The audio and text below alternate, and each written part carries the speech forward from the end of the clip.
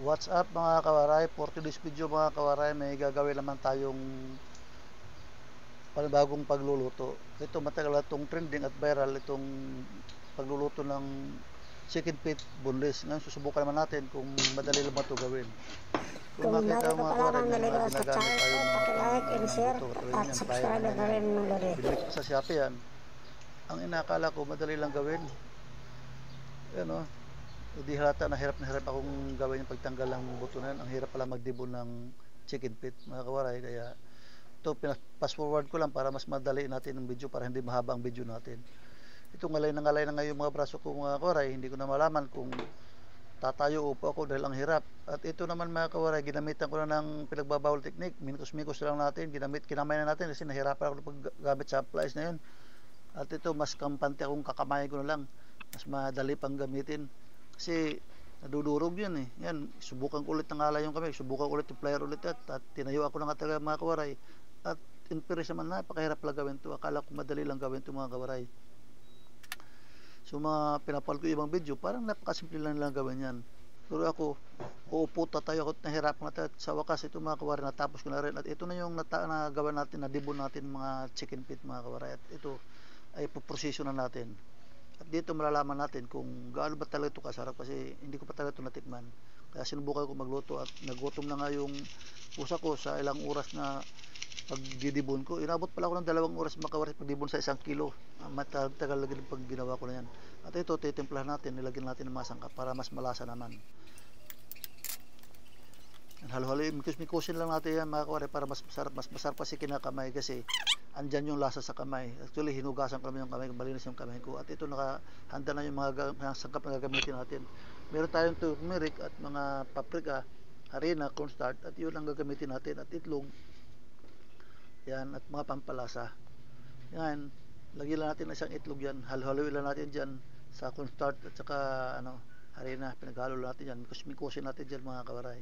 Lagyan natin ng mga pampalasa ulit, paminta, magic sarap, para malasa rin yung natin, harina natin.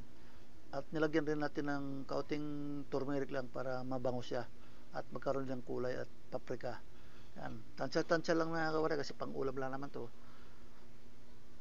At dito masusubukan natin talaga kung obra ba tayo sa pagluluto ng ganito mga luto na boneless chicken feet. Yan, halo-haloy lang natin yan. Saka natin yan, lagyan natin ng itlog at halo-haloyin ulit natin yan.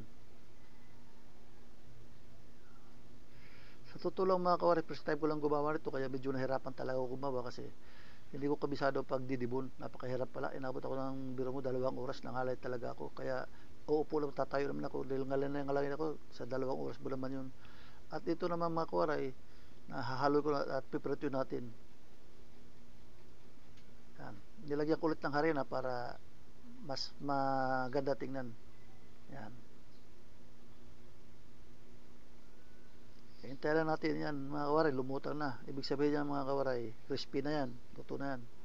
Wow, sa tingin ko palang mga kawaray, mukhang masarap na. Napagod din yung nabawi din yung pagod ko. Munti ko lang ang sukuan ngayon na pagdidibon kasi napakahirap naman talaga magdibon, lalo na first time mo pa at hindi mo pa kabisado. At yan mga kawaray, tingnan mo yan, napaka crispy. At patuloy lang natin lulutuin, ubusin natin yung 1 kilong didibon natin.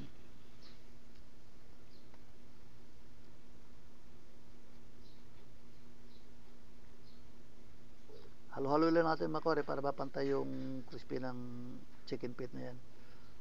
At ayan na mga kawaray, naubos na rin natin pagprito.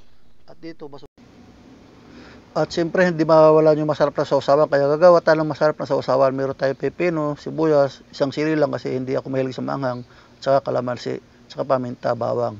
Yun ang gagawin nating sausawan na masarap. At ito lang pala yung finished product natin. Tingnan nyo kung gaano kasarap yan. Napaka crispy niyan. At masarap isawsaw sa suka na may pipino. Sarap mga kawaray. First time ko lang nagluto mga kawaray. Kung umabot ka man sa video ito, paki-like and share lang po. At maraming salamat sa panonood nyo. At paki-subscribe na rin. Thank you. Yan susubukan natin kumain. Wow, napakasarap talaga. Ang sarap, kahit first time lang ako nagluto, ramdam ko yung sarap. Kaya Yung pagod ko kanina nawala na rin dahil sa napakasarap lang talaga palang niluto ko. Kaya pala trending to dahil napakasarap lang pala gawin to. Napakalambot.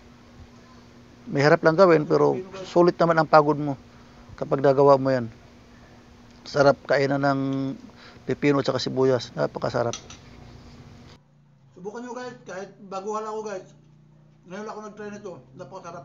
Napanood ko na siya sa TikTok eh. Pagluluto nito, kaya naingan nyo ako magluto.